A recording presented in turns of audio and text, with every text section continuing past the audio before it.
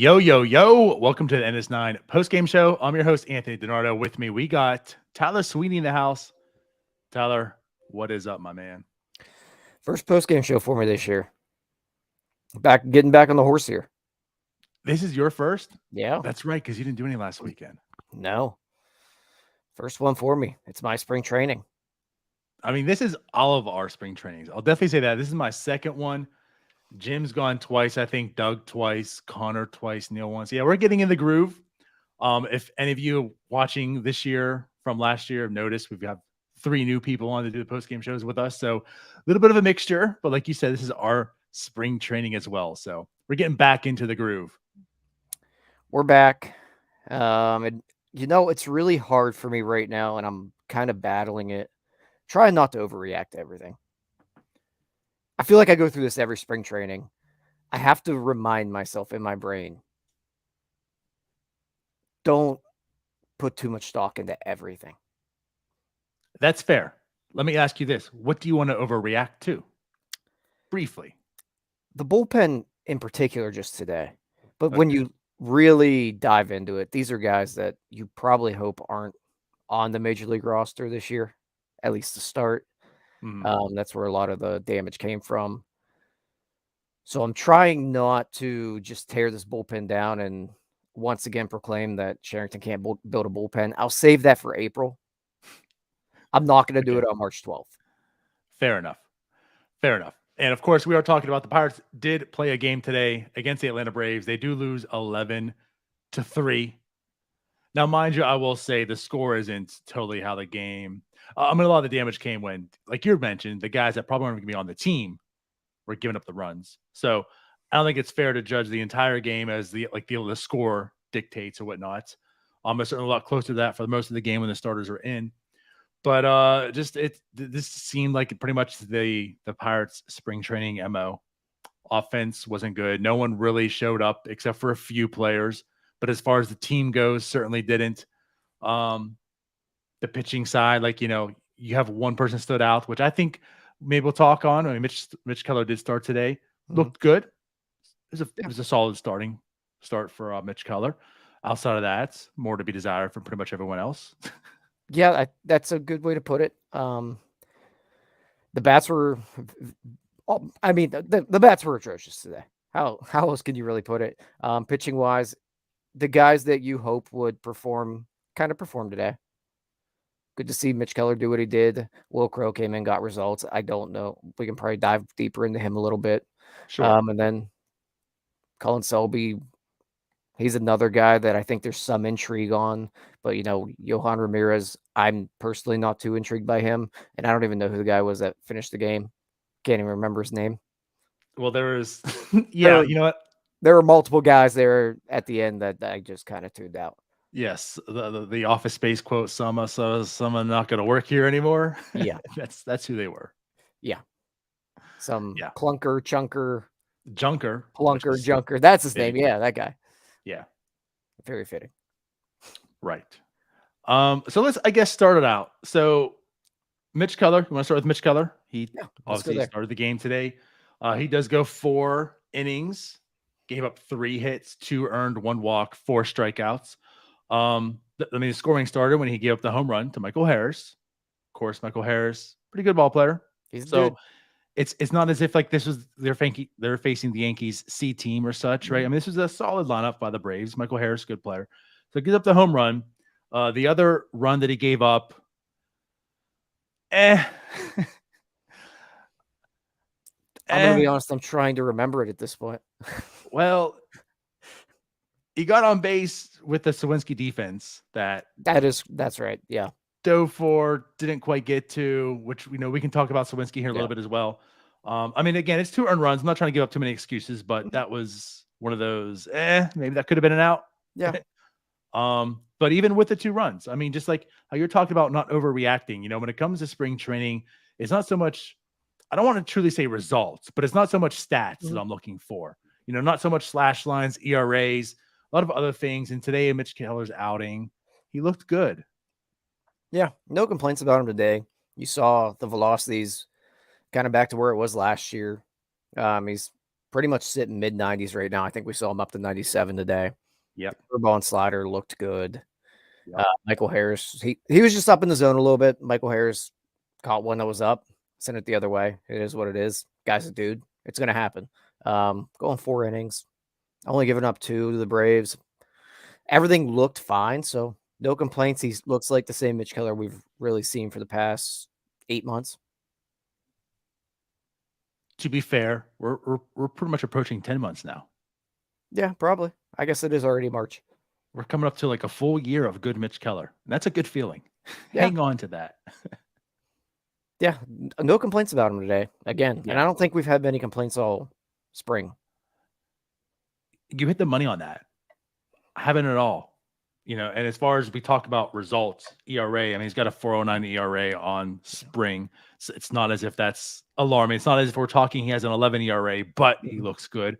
I mean, the number's fitting. He looks good. 4.09 ERA for spring, whatever. I can't ask for much more out of Mitch Keller right now. Like you said, seeing the velocity where it's at right now in spring already, just seeing like his pitch repertoire and how he's mixing in and how they all look. I mean, he looks like a good major league pitcher, a complete difference from last year. Yeah. I think if anything, what he's done this spring is just kind of calm the nerves that we had going on about him coming into this year with the shift. And is he going to be able to maintain, hanging on to that 2 seam? And is that really the answer? I think he's kind of settled us in a little bit that I'm more comfortable believing in him and penciling him into this rotation every day going forward, or every day, I should say. Correct. And like you said about all that, we were worried about the shift and becoming a 2 seam, like a ground ball type pitcher. And, he's not, like Jim put it, I think that's his first start, but Mitch has proven it since. I mean, this guy has multiple ways of getting outs. If he needs to get the ground ball out, he can do it now. But he's striking out people as well. So after today, 15 innings, 17 strikeouts on the spring. I mean, he's striking dudes out. Yeah, and that's also an improvement because we didn't see that swing and miss last year. We saw the weak contact. That's why we were worried about the shift. Contact. We're starting to see that swing and miss really come into his game, and we started to a little bit last year. He was able to use the 4 seam off the 2 seam a lot better, but we're seeing it with the curveball and the slider now. I'm with you. Really excited about him right now. I am. So that's Mitch Keller's start as we talked about. And again, going into it, we said early on the game was pretty close. So Brian Reynolds, his second home run in as many games today, is maybe Brian Reynolds coming back to life. That would be a good thing right now because he's had a pretty bad spring so far. So 107 off the bat. I didn't get any actual measurements. Was it like 420, 425? I heard it went. I'll be honest, I was going pee when he hit the home run, so I didn't get to really see it. I just heard it. But you heard it all the way up in Ohio? That's exactly how loud it was? I'm not quite to the point where I'm concerned about Brian Reynolds at all. He's a guy that just get right. You'll be fine. Let me take that back. I was never concerned by any means, right? Like he's one of the dudes where you don't care at all while spring goes. It's just now's the time you'd want to start maybe seeing the veterans start coming into it, so that way when it happened to Pittsburgh, and well, I guess Cincinnati March 30th. Essentially, so we're not like in May and talking about is this the series Brian Reynolds is going to break out for the year? Right. That's a good point because that was last year. He started off really slow last year, didn't he? Yeah. Prego Reynolds. Exactly. So no babies that we're aware of on the way. So maybe, come March 30th, Reynolds is getting into in-season form now, starting yesterday. So yeah, that was good to see. Maybe his bat's coming to life. And then Sawinski, the other guy, hit a home run as well today. I got a lot of flack. I think that's something maybe we could talk about. But and then of course, fittingly, before he hit the home run, I said, obviously it came after the The misplayed ball we talked about in the outfield, right? Yeah. So it came after that, and I just simply said, I mean, Jack Sawinski has not had a good spring, like anywhere, right? Talking Mhm. about offensively, defensively, like he's just not had a good spring. And I get to hear how, well, first off, then he hits the home run. It's like, Yeah. oh, and then he hits a 3-run bomb, whatever, 2-run, whatever. But yeah, so he hits Mm. that, and then like I'm hearing about the slugging, like the on base and stuff, and Yeah. it's like, listen, we're talking about 18 at bats at first, and like we just said right now, as far as spring training goes, I'm not too worried about slash lines, or Mhm. ERA in that sense. Like I'm worried about other things. And what really worried me about Sawinski to this point was the 55% K rate. Yeah. Like you can fake the funk a little bit. Like, Mhm. if one ball drops in, like we saw with Adolfo Castro, like he went from a 200 to a 300 batting average in like one hit. Mhm. you know, so like if one ball drops in, that slash line can look really, really good right now at this point in time. But striking out more than half your at bats, which coming into this season, that's what we were worried about with him. And I get the outfield stuff. Like a lot of guys, and you saw it today too. Well, we'll talk about Cal Mitchell. Wasn't too much of the sun I can blame, but we've seen a lot of instances where like the sun, the wind, we just know how Bradenton is in general, right? Has caused problems for a lot of players, Pirates and opposing team. So it's like I understand like you can give him the benefit of the doubt stuff, but like I can't walk away saying offensively or defensively, Jack Sawinski's look good. I can't do that. There's nothing about Jack Sawinski's game so far this spring that I can look at and say, no, that's good. He's earned something. Everything has to have a built-in excuse for it, which is pretty much the entire Pirates team right now. When you have to like squint hard enough to say yes, but, Mhm. and that's like Jack Sawinski. Like anything about his game right now, if you say yes, but here's why I could say it's having a good time. No, I 1000% agree with you. We've seen the misplays in the outfield, but it's the K's, man. They're just you can't strike out that much, and that was the big concern about him. Last year, he was essentially a home run or strikeout. That was it. That was the concern coming into this year. Right now, he's just striking out way too much. He's kinda showing that there might be questions about whether he can play center field.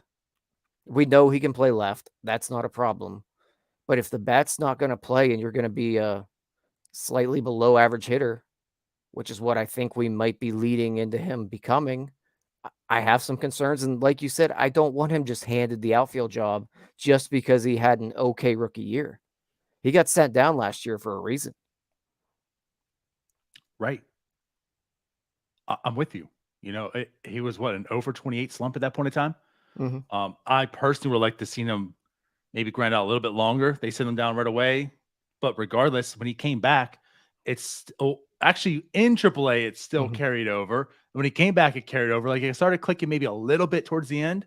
But those concerns, again, were what you were concerned about heading into this year. So when you're seeing the same concerns happen in spring so far, I really don't care that he's walked 4 times as well. I don't care that his batting average is about a 250. He's striking out over half the time still. Like that's the concern. So if you're going to have a second half Jack Sawinski, like you're talking about, and when you see the defense in the center field, like everything has to come with an excuse with it. I don't know that he's good. Sure, I'll give him the benefit of the doubt, but he hasn't gone out there and said, this is my position. I can play center. So if you have a below average hitter who's like you're saying a below average fielder, that's not good. So, but the problem is too, like others said, and I agree, it's not as if anyone else is running out there with that position. Like maybe Kanan Smith and Jigma is doing a little bit. Swaggerty, you could say, is, but like outside of that, no one in the outfield is showing any results. No, I'd agree with that. The other thing about Sawinski is you can't tell me last year that he needed to be sent down to work on some things. And this year, whenever you have much more competition, though, in the outfield, that he's just going to be handed an outfield spot on opening day.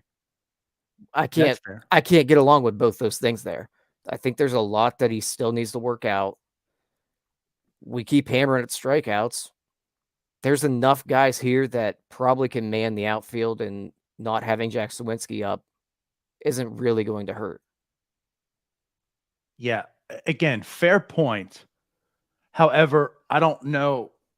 due to the fact that he has had the experience, due to the fact that we have seen it happen, albeit for not as a long length of time, but we've seen it happen, and we haven't seen it from Smith and Jigba and the others. And again, the fact that no one else has really taken it, I'm penciling in Jack Sawinski in the lab. Like I'm with you. He shouldn't be given it. There's still some spring left that it could be taken from him, but the way the others are playing right now, I'm still kind of penciling him in. And again, just the fact that the center field situation also, I feel like he can play it to some level. Again, think about when Brian Reynolds went in the center field initially. Yeah. You know how we thought about that. And like, I feel like I might have more confidence in Jack Sawinski right now than I had with Brian Reynolds at the time when he was moving the center. But regardless, like, I feel like that's why he might get the upper echelon in this sense. But you're correct that like it's not his to be gifted by any means. He was sent down last year because of his production. So if he's still having those issues, like you're saying, why should he just be given it now?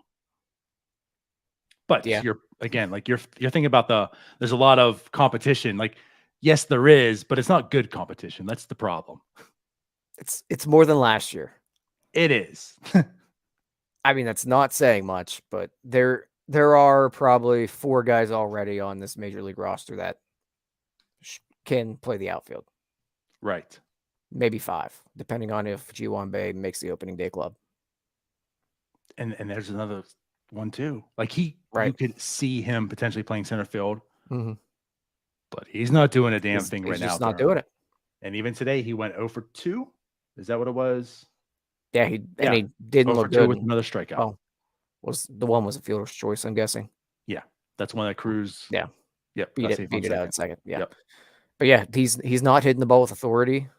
I don't really think he's played a good second base. It's kind of like he kind of looks like Marcano right now, to be honest with you. That's fair. Sad, but fair.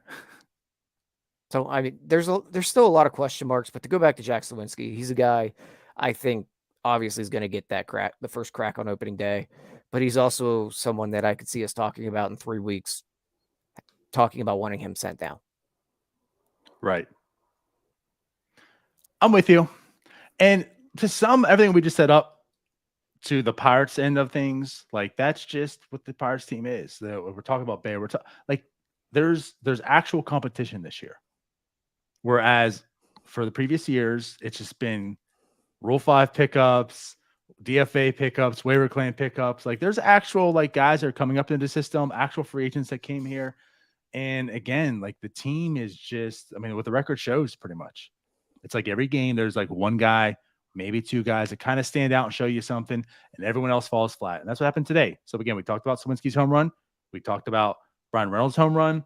Cruz had a hit, went 1 for 3 today with a strikeout. Troy had a hit today, and that's it. That's it. That's your offense. It was pathetic.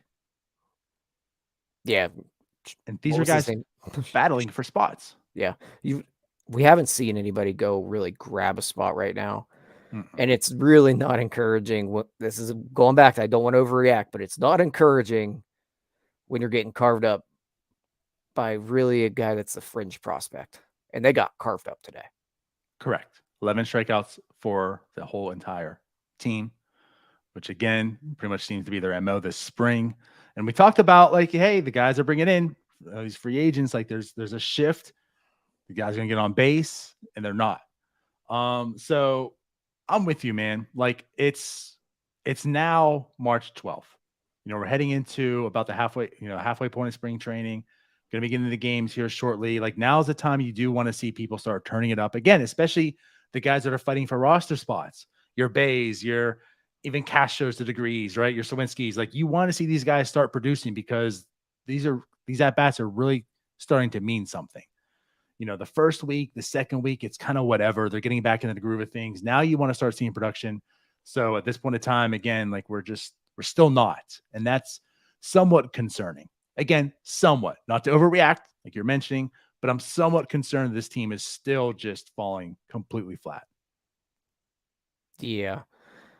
Completely agree with you. I just had whatever I was going to say fall right out of my head. No, but back you're talking about we want to see some production now.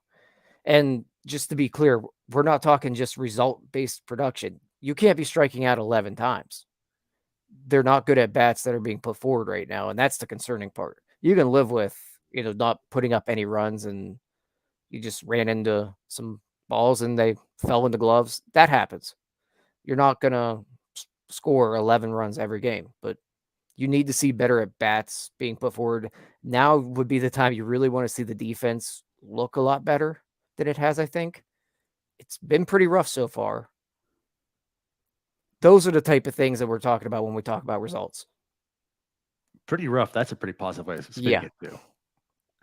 Did you want to bring up the Cal Mitchell one today Good Lord, too? man. He's just bad. I It's know I'm not overreacting here either. He's just bad. He's not good. He's never been good. today. He's not good. Today, is it fair to say, like, I don't think you could blame that one on the sun or wind. Like that to No. me, that was just bad defense. That was just terrible.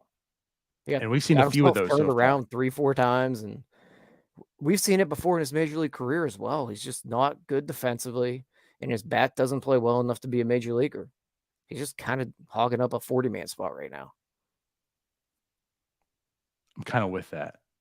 Like I felt we know the arm's bad. Yeah. So, you wondered if he could play good enough defense. You live with the arm, maybe the bat comes. Because, I mean, offensively, like he had a really good year last year, in AAA and such. So you would wonder maybe the bat could play at least. I don't know if it's going to play for like a first base role, as some were suggesting, just because, again, like, does he hit well enough to play first base? Maybe he fits well enough to play like a middle infield.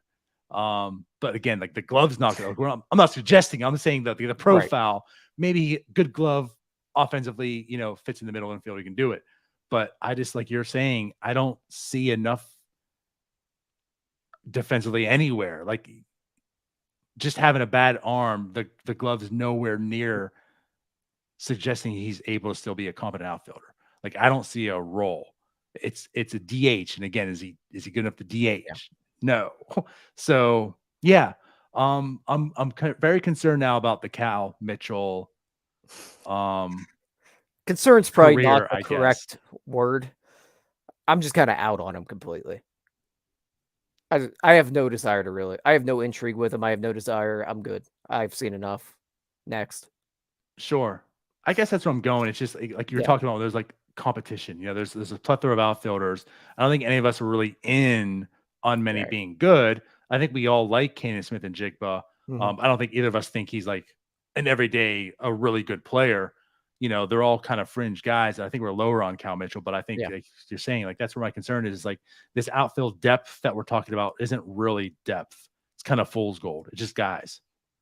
Yeah, you would really hope that one of these fringe type of prospects would take that step forward. And I think we thought it was going to be Sawinski. It still could be. But we haven't seen that next step taken by any of those guys yet. They're all still kind of toiling around at that AAA. Maybe they can play level. None of them have really just taken the reins and said, I'm the dude. No. For the people listening to the podcast, we were shaking our heads. No.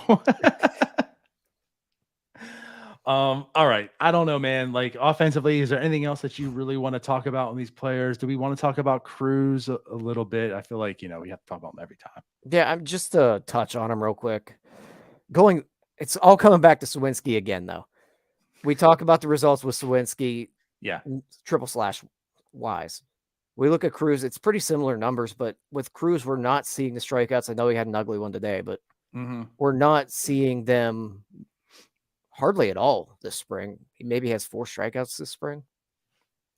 Let me look it up. He did have one today, 1 for 3, which you mentioned the strikeout we saw today for the lefty, the slider low and away, which he struggled with all last season.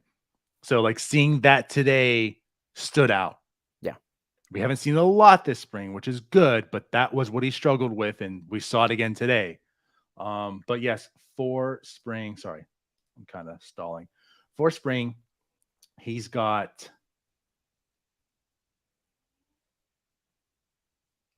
today was his 4th strikeout in 26 at-bats. I can live with that from O'Neal Cruz. I would love that. More than live with it. But yeah, that's what we're talking about when we talk about this, seeing improvement. The results look almost identical between Sawinski and Cruz, but you watch their at bats, Cruz looks just so much better, and he looks so much more comfortable this year. So we also got to see him hit a baseball 110 miles an hour, so that was fun. That was fun. I mean, he roped that into the outfield, but that's something he's been doing. We haven't seen like a ton of home runs, but again, we talked 26 at bats. He's got 2 on the year so far, and 4 strikeouts. He looks good. Like that's what we're talking about. Like you're saying, like when you look at the slash lines, Cruz is getting on base less. Slugging is now about the same. OPS pretty much aligns, about the same as well. But when you look at Sawinski and you look at Ono Cruz, they're 2 different players right now in this part of spring. So you're hitting that right on the head right there. This is why we're talking. I don't care about slash lines. Yeah, really happy with where we're at with him right now. Mm-hmm. Just got to see it carry into the season. Mind you, just something to bring up, and I don't know if anyone has yet, but he's led off pretty much every game too. It seems like they're going to keep him in that spot, which is something we speculated on the offseason. So kind of happy about that. I like it.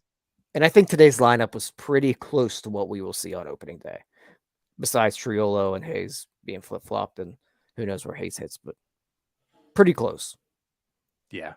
I know Jim and Doug covered Hayes yesterday. Yeah. I won't. I want to talk about Hayes, so we'll save that maybe for tomorrow on Starbucks with you and I. Little foreshadowing. See what time I wake up. All right. So should we move off of the bats and talk a little bit about the rest of the pitchers at all? Yeah, let's just get there. We'll make it quick because we talked about Mitch Keller, and that's pretty much all we have to. We'll mention Will Crowe. So we did throw that scoreless inning. 1 hit, which was that bloop into the right field. 1 strikeout. Again, as mentioned, 0 earned runs. What did you think about Will Crowe today? I like what I saw command-wise. The velocity is not what made him intriguing to you and I before. I don't think we've really seen him in that mid to upper 90s yet too often this spring. And we've seen this before from him as well, wherever we'll see the velo dip. And he's really got a command well, which he did today. The changeup still plays really well. I am a little more worried, though, if that velocity doesn't come back, which I think it will. It's March 12th. But if it doesn't come back, he's going to have to be very precise. I'm still in on Will Crowe. Just, I'm cautious right now. Right. That's a good way of putting it, because I was a big advocate on he was overworked. I remember doing the show like 3 weeks before it happened, saying how people in Pittsburgh are going to turn on Will Crowe very soon. They're going to say he's terrible, and I'm here to tell you he's not, and here's why.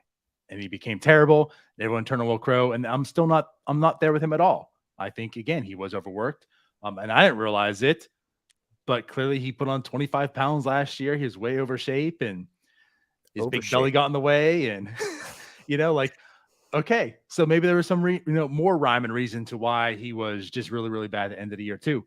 So the lack of velocity right now does concern me. Like you said, it's not what made him good before, but still, I'm worried if you have a 92 Will Crowe and not like a 95, 96 Will Crowe. But I wonder, pitching Yinza, is maybe there's something too where he just was overworked last year. He broke down. Is he maybe building up? Is maybe like lasting the season more a concern? That's what I'm speculating. Yeah, right? I'm just throwing stuff at a wall right now. Is that maybe a possibility? I'm not going to go out there and just start throwing 96, 97 mile bullets right now, because my issue was holding up all year. I want to make sure I do that. Yeah, that's something I was thinking about as well, is that maybe he's just keeping some bullets in the chamber right now. We used to see Mark Melanson do it as well in spring. He'd be real down, worry us.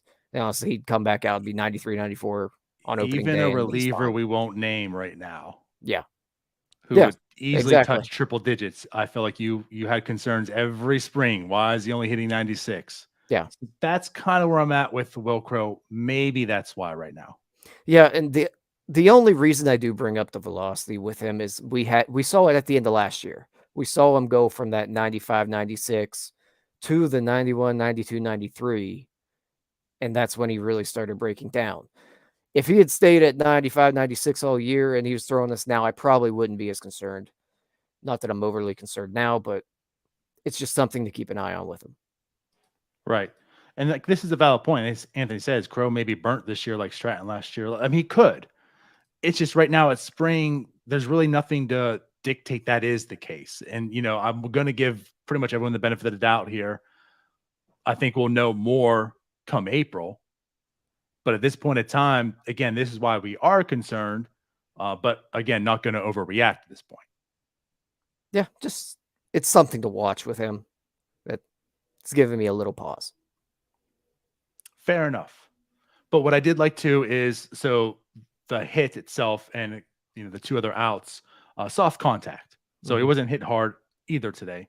For the little bit we can talk about that he was in the game for. Yeah. Outside of that, there you go. Perdomo, Ramirez, like you said, Selby, De Los Santos. De Los Santos, another one. I mean, he's one that's always kind of brought intrigue. He does go 1 inning today with a walk, strikeout, no hits. ERA 3 on the spring training year. Anything from De Los Santos you want to bring up? Not in particular. He didn't really do anything that jumped off the page today. Didn't get hit hard, but just in general, he's a guy you really need to see take that step forward to get this bullpen to change from a bunch of average Joes to a couple guys that can actually dominate an inning. And he's one of the guys that can do that. Right.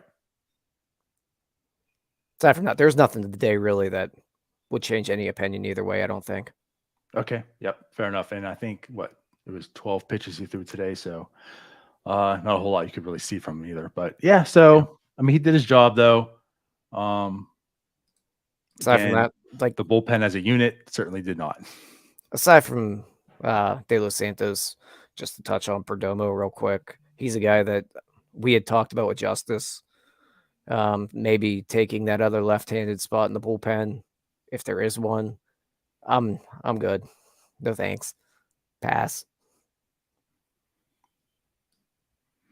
So I just want to bring this up because I wanted to bring it up with him.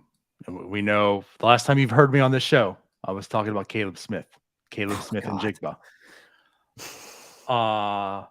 The reasons I was intrigued by Caleb Smith, right? Well, we've seen some more of his outings. My intrigue has gone away. I don't think that was the answer for him. It doesn't seem as if incorporating the two-seamer has done anything because the home run was his problem, and he's given up, 3 home runs now in spring. So it seems like that's still plaguing him. But what I want to add to this is, as terrible as he looked, if they're going to do another lefty, he still might be that guy because like we're talking about, no one else is really taking the reins here. So it might just end up being Caleb Smith by default because he is the veteran by any means, and they could just cut him loose whenever they want to make a move or whatnot. But Perdomo's just no control in that. I mean, he's 6'8". What are you going to do? Right. He just has no idea how to use his body, and that leaves you with a Rule 5 pick as your only lefty. So that's it. It could be Caleb Smith and Jigba. Shout out to Justice for that one. All right. Well, anything else about today's game you want to hit on? No, I think we pretty much hit on everything that's worth talking about today. It's kind of where I'm at too. So with that said, appreciate everyone for watching. The Pirates will play again. There will be another win sometime in the future. So with that said, we'll see you later. Bye-bye. Peace out, our scouts. Hey, you all. Thank you for watching. I know we try to provide the most entertaining content that we can, and we'd love to spread it to as many people as possible. So I know it doesn't seem like a lot, but if you could take the 5 seconds to like this video and subscribe to the page, it helps out so much more than you know. Thank you, and let's go Bucks.